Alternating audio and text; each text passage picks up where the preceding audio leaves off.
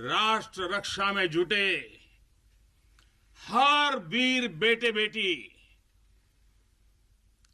हमारी सेनाएं, BSF, ITBP, CISF, हर सुरक्षा बल, हमारे पुलिस के जवान, हर किसी को मैं आज दीपावली के इस पावन पर्व पर आदर पूर्वक नमन करता हूं।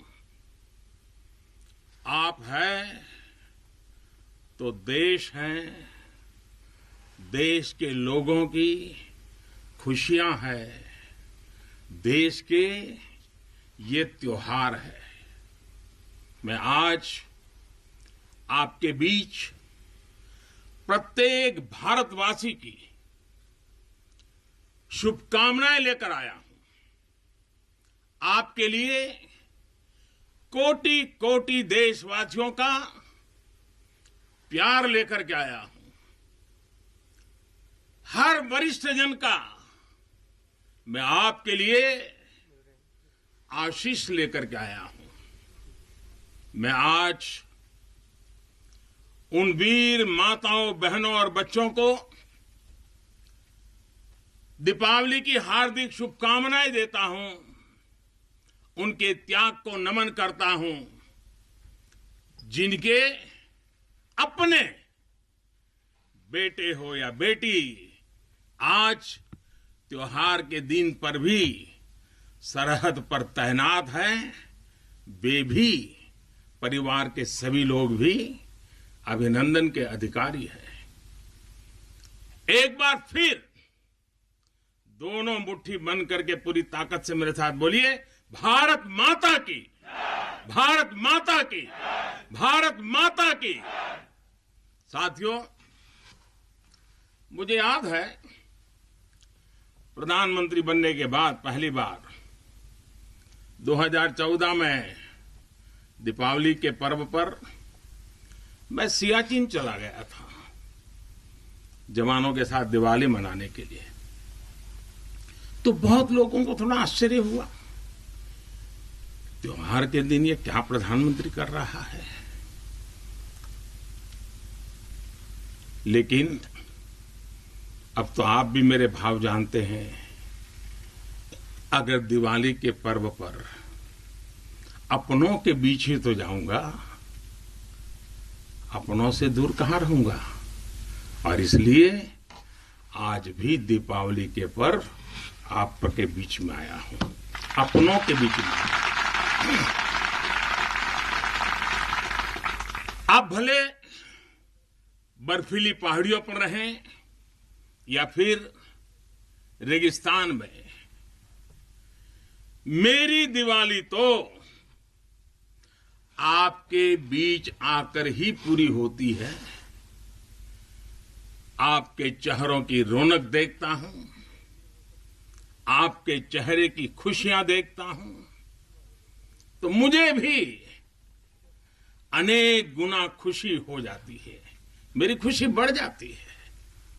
इसी खुशी के लिए, देशवासियों के उल्लास को आप तक पहुंचाने के लिए आज मैं फिर एक बार इस रेगिस्तान में आपके बीच में आया हूं। और एक बात आपके लिए, मैं त्योहार का दिन है तो थोड़ी सी मिठाई भी लेके आया हूं। लेकिन ये सिर्फ देश का प्रधानमंत्री मिठाई लेके नहीं आया है। ये मेरी ही नहीं, ये सभी देशवासियों के प्रेम और अपनेपन का स्वाद भी उसके साथ लेकर के आया हूं। इन मिठाइयों में आप देश की हर मां के हाथ की मिठास अनुभव कर सकते हैं। इस मिठाई में आप हर भाई बहन और पिता के आशीर्वाद को महसूस कर सकते हैं। और इसलिए मैं आपके बीच अकेला नहीं आता।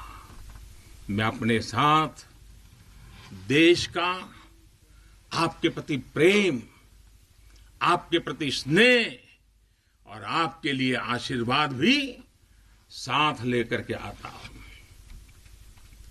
और साथियों, आज यहां लोंगेवाला की इस पोस्ट पर तो देश भर की नजरें भी आप पर है। मां भारती के लाडलों, मेरी इन बेटियां, मेरे देश की गौरव देने वाली बेटियां जो मेरे सामने बैठी हैं, उन पर देश की नजर है। मुझे लगता है कि देश की सरहद पर अगर किसी एक पोस्ट का नाम देश के सबसे ज्यादा लोगों को याद होगा, अनेक पीढ़ियों को याद होगा, तो उस पोस्ट का नाम है लोंगेवाला पोस्ट। हर किसी की जुबान पर है।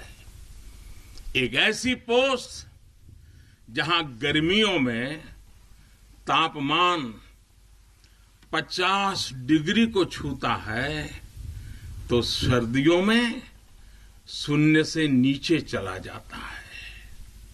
और मई जून में ये बालू जिस प्रकार से आती हैं, एक दूसरे का चेहरा भी नहीं देख पाते। इस पोस्ट पर आपके साथियों ने शौर्य की एक ऐसी गाथा लिख दी है जो आज भी हर भारतीय के दिल को जोश से भर देती है। लोंगेवाला का नाम लेते ही हृदय की गहराई से, मन मंदिर से यही प्रकट होता है, जो बोले सो निहाल, सत श्री अकाल। ये जयकारा कानों में गूंजने लगता है। साथियों, जब भी सैन्य कुशलता के इतिहास के बारे में लिखा पढ़ा जाएगा, जब सैन्य पराक्रम की चर्चा होगी, तो बैटल ऑफ लोंगेवाला को जरूर याद किया जाएगा। ये वो समय था जब पाकिस्तान की सेना बांग्लादेश के निर्दोष नागरिकों पर अत्याचार कर रही थी, जुल्म कर रही थी, नरसंहार कर रही थी। बहन बेटियों पर अमानवीय जुल्म हो रहे थे और पाकिस्तान की सेना के लोग कर रहे थे। इन हरकतों से पाकिस्तान का घृणित चेहरा उजागर हो रहा था। भयंकर रूप दुनिया के सामने पाकिस्तान का प्रकट हो रहा था। इन सब से दुनिया का ध्यान हटाने के लिए पाकिस्तान ने हमारे देश की पश्चिमी सीमाओं पर मोर्चा खोल दिया।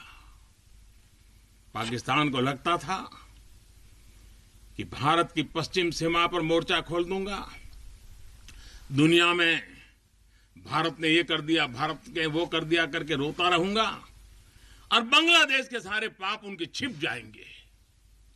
लेकिन हमारे सैनिकों ने जो मुंह तोड़ जवाब दिया, पाकिस्तान को लेने के देने पड़ गए। साथियों, यहां इस पोस्ट पर दिखाए गए पराक्रम की गूंज